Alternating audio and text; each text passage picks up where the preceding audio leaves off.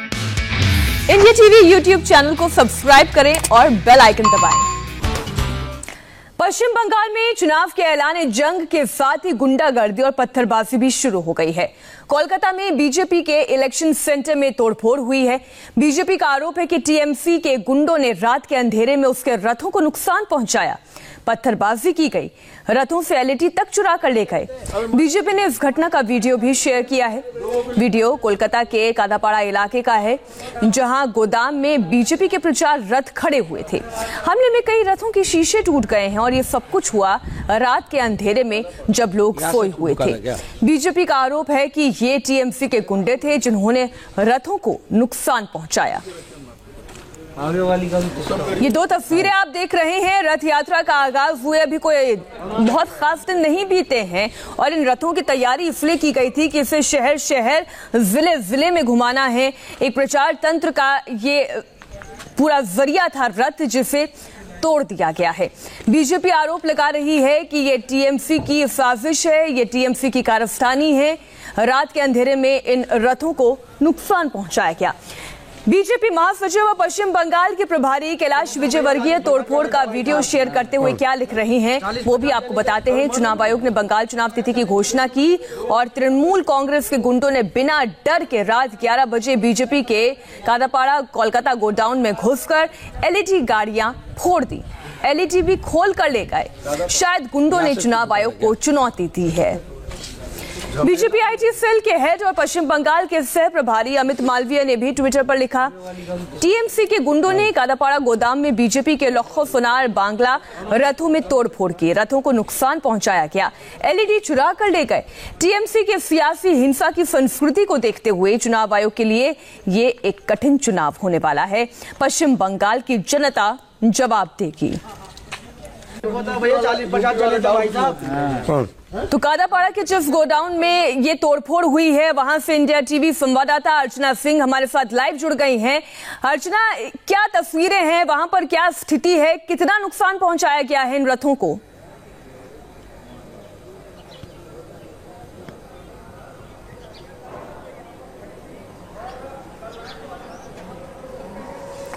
अर्चना, अगर आप मुझे सुन पा रही हैं तो आप जहां पर इस वक्त मौजूद है वहीं पर जमकर तोड़फोड़ की गई है और बीजेपी आरोप लगा रही है कि ये टीएमसी के गुंडों द्वारा तोड़फोड़ की गई है।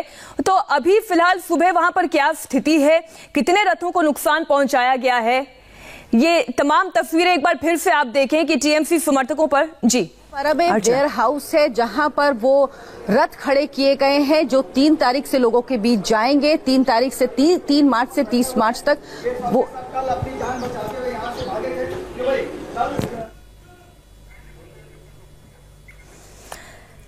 ये तस्वीरें आप देख रहे हैं। टीएमसी समर्थकों पर तोड़फोड़ का आरोप लगा है। आप देख रहे हैं कई सारे जो रथ हैं, ये जो गाड़ियां हैं, जो प्रचार तंत्र का एक जरिया था, उसे तोड़फोड़ दिया गया है। बीजेपी आरोप लगा रही है कि ये कारस्तानी टीएमसी की है और ये चुनाव आयोग को चुनौती देने का तरीका है।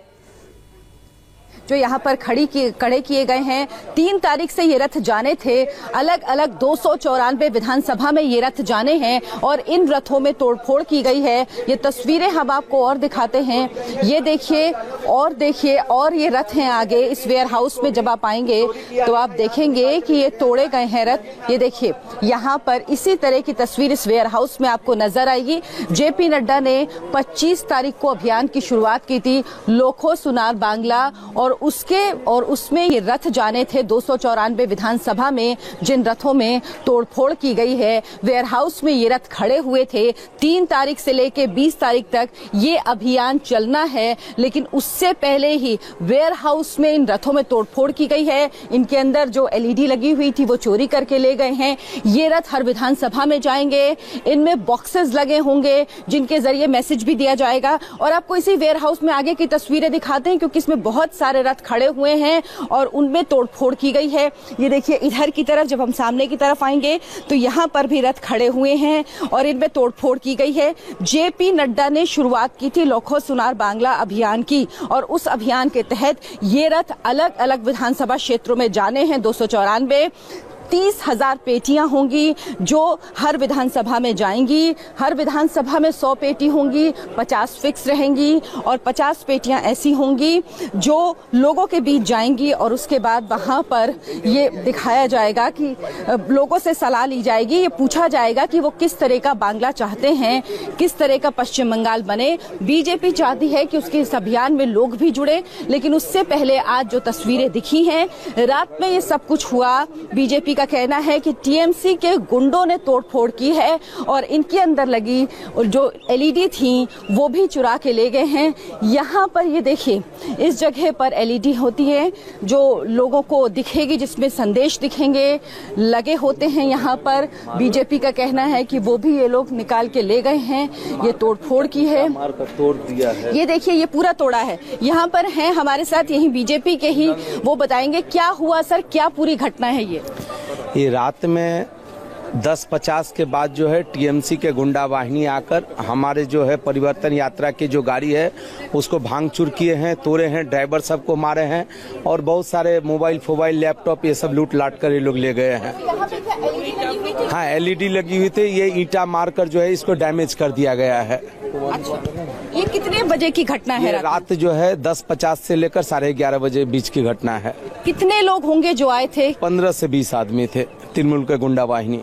तो क्या उनको, कुछ लोगों को आप लोगों ने पकड़ पाए, उनके खिलाफ एफआईआर की, कुछ हुआ है? हाँ, एफआईआर हुई है। एफआईआर हुई। हाँ हाँ। तो ये देखिए, ये एलईडी है जिसको नुकसान पहुंचाया गया है, डैमेज किया गया है। यहाँ पर इसी तरह की तस्वीरें कई रथ में आपको दिखेंगी जहां पर तोड़फोड़ की गई है, एलईडी को नुकसान पहुंचाया गया है। बीजेपी सीधे सीधे आरोप लगा रही है तृणमूल पर। उसका कहना है कि 10 से 15 लोग रात के अंधेरे में आए और उन्होंने अब इस रथ को रोकने की कोशिश की। ये कोशिश है टीएमसी की ताकि बीजेपी अपना प्रचार नहीं कर पाए, लेकिन बीजेपी लोगों के बीच जाएगी और अपनी बात लोगों के बीच रखेगी। आपको और तस्वीरें दिखाते हैं। देखिए, इधर भी ये सब तमाम रथ खड़े हुए हैं जो 294 विधानसभा में जाएंगे और ये वेयर हाउस है, यानी अभी ये रथ यहाँ पर खड़े किए गए थे। 3 मार्च से यहाँ से निकलने थे। 3 मार्च से लेके 20 मार्च तक बीजेपी की यात्रा निकलनी है, जिसमें वो लोगों से ये राय लेगी, जानेगी लोगों से कि वो किस तरह का रथ चाहते हैं। जिसको मारा है वो 100 है अंदर में। ये कुछ लोगों की पिटाई भी की है, इन लोगों का कहना है, और वो घायल हुए हैं और वो यहाँ पर। तो आप इन लोगों को अस्पताल लेके नहीं गए? नहीं गया था, थोड़ा तबियत कुछ दिया है, अभी थोड़ा ठीक है, लेकिन ऐसे अभी तो 100 है, थोड़ा विश्राम के लिए बोला है। ऐसे एक बात कीजिए उनको साथ एक बार। हम तो यहाँ का इंचार्ज देखा है, बहुत गाड़ी तक वो आप देखा है ना सर। ऐसी बात कीजिए उनको साथ भी एक बार बात कर लीजिए, बात कर सकते। देखिए भैया, क्या हुआ था? आप थे रात में यहाँ पे, क्या हुआ था? हम खाना खाने के लिए मतलब बाहर पे गए थे, मतलब खाना आने लग रहा था होटल से। तो फिर वहाँ पे 2-3 लड़के थे, उन्होंने हमको मारा। तो हम फिर गाड़ी में अंदर आ गए, हम अंदर बाथरूम में आकर लुक गए। तो फिर 100-150 लोग थे कम से कम, उन्होंने फिर हमको आके मारा। कितने लोग रहे होंगे? 100-150 लोग कम से कम। 100-150 लोग थे। और वो इस वेयर हाउस के अंदर घुसे कैसे? दीवार कूद गए गार्ड से, गार्ड ने गेट बंद किया था। ये दीवार है, इस दीवार को कूद गए। दीवार को एक्चुअली मैडम वो जो हुआ था उधर को सिक्योरिटी गार्ड लोग को बंद किया, खुला नहीं है, इसलिए कि फांसिल है ना मैम, फांसिल से ऊपर से आया है वो लोग, ऐसे लोग सब है। तो इन लोगों का कहना है कि वो लोग दीवार फांद के, दीवार से कूद के आए हैं, दीवार क्रॉस करके आए हैं। बीजेपी कह रही है कि कल चुनाव की तारीखों का ऐलान हुआ है और टीएमसी गुंडागर्दी कर रही है। इनका कहना है कि काफी लोग थे जो यहाँ पर आए, जिन्होंने इस रथ में तोड़फोड़ की है और नुकसान पहुंचाने की कोशिश की। उनका निशाना है कि बीजेपी अपनी ये रथ यात्रा ना निकाल पाए, बीजेपी लोगों तक ना पहुंच पाए। लेकिन बीजेपी का कहना है अर्चना, तकरीबन ऐसे कितने रथ हैं जिन्हें नुकसान पहुंचा है? अगर आप ये संख्या बता सके, और अभी तक पुलिस ने इस पूरे मामले में क्या कार्रवाई की है, ये भी थोड़ी जानकारी आप दें। 25 फरवरी को जेपी नड्डा ने अभियान की शुरुआत की, लोखो सोनार बांग्ला। उसके तहत ये सभी रथ जो आप देख रहे हैं, ये जाने थे जो 294 विधानसभा में 294 रथ ये चलेंगे, जो लोगों के बीच पहुंचेंगे, लोगों से जानेंगे उनकी राय, लोगों से पूछेंगे कि वो किस तरह का बांग्ला चाहते हैं। इनमें पेटियां भी लगी होंगी। अभी तक इस मामले में एफआईआर दर्ज करा दी गई है इन लोगों की तरफ से, बीजेपी की तरफ से एफआईआर दर्ज कराई गई है इस मामले में, और अभी पुलिस की तरफ से कोई कार्रवाई नहीं की गई है, इनका कहना है। और इन्होंने एफआईआर में बताया है कि कुछ लोग आए जिन्होंने यहाँ पर तोड़फोड़ की है, जिन्होंने यहाँ पर नुकसान पहुंचाया है, वेयर हाउस में जबरदस्ती घुसे हैं। ये बीजेपी का वेयर हाउस है। एफआईआर दर्ज करा दी गई है। अब इंतजार है कि पुलिस किस तरह की कार्रवाई करती है। लेकिन ये तस्वीरें वाकई चौंकाने वाली हैं कि इस तरह से ये वेयर हाउस, इसमें दीवार है चारों तरफ से और इसके अंदर आके तोड़फोड़ की गई है इन रथ में। और इसके बाद बीजेपी भी मुखर है। बीजेपी का कहना है कि वो हर तरह की लड़ाई के लिए तैयार है और बंगाल के लोग बदलाव चाहते हैं और इसी बदलाव के लिए वो इस बार वोट करेंगे और इसी बात से टीएमसी डरी हुई है। तो टीएमसी डरी हुई है, ये बीजेपी का आरोप है। बीजेपी एक तरफ कह रही है कि ये सियासी हिंसा है, राजनीतिक हिंसा है जो पहले कार्यकर्ताओं पर टूट रही थी और अब इस तरीके से प्रचार तंत्र पर भी हमला किया जा रहा है। आज किस तरीके से अब बीजेपी अपने प्रचार को आगे बढ़ाएगी, क्योंकि हम देख रहे हैं बहुत सारी गाड़ियां तो टूट फूट गई हैं। अब ये कब ठीक की जाएंगी, कब इन गाड़ियों को रवाना किया जाएगा? और आप बता रही हैं जैसे कि 3 मार्च से इन गाड़ियों को रवाना किया जाना है। आज किस तरीके से बीजेपी अपना प्रचार करने वाली है पूरे पश्चिम बंगाल में?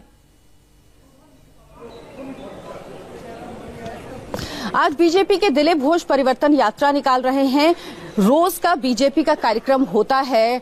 कल स्मृति ईरानी आई थी, राजनाथ सिंह आए थे, बड़े नेता आ रहे हैं। बीजेपी ने पूरी ताकत झोंकी हुई है। लेकिन आज की सुबह कुछ अलग होगी, क्योंकि आज तारीखों का ऐलान कल हो चुका है। 8 चरणों में चुनाव होने हैं। बेहद महत्वपूर्ण चुनाव है जहां टीएमसी इसको लेकर नाराज है। ममता बनर्जी ने कहा कि ये बीजेपी को फायदा पहुंचाने के लिए इतना लंबा चुनाव की प्रक्रिया को रखा गया है। वो नहीं चाहती थी कि इतनी लंबी चुनाव प्रक्रिया हो और चुनाव आयोग ने 8 फेज में चुनावों की घोषणा की है, और इसके नतीजे 2 मई को आएंगे। तो तब तक बहुत लंबा ये चुनावी प्रक्रिया चलेगी। लेकिन अर्चना, अगर बीजेपी की बात की जाए तो वो तो पूरी तैयारी के साथ मैदान में है। लेकिन वहीं दूसरी तरफ अगर कांग्रेस की बात की जाए तो आज कोलकाता के ब्रिगेड ग्राउंड में जो कांग्रेस और लेफ्ट की संयुक्त रैली होने वाली है, उससे खुद राहुल गांधी अपने आप को दूर किए हुए हैं। वो आज तमिलनाडु के दौरे पर चले जाएंगे। ये भी अपने आप में बहुत हैरान करने वाला है कि क्या पश्चिम बंगाल कांग्रेस के लिए उतना महत्वपूर्ण नहीं कि वो राहुल गांधी वहां नहीं पहुंच रहे हैं।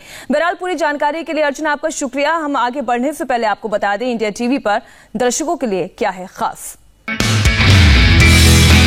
नमस्ते, मैं हूं मीनाक्षी जोशी। वीडियो और खबरों से अपडेट रहने के लिए India TV YouTube channel subscribe करें, बेल आइकन दबाना ना भूलें। जुड़े रहें इंडिया टीवी के साथ।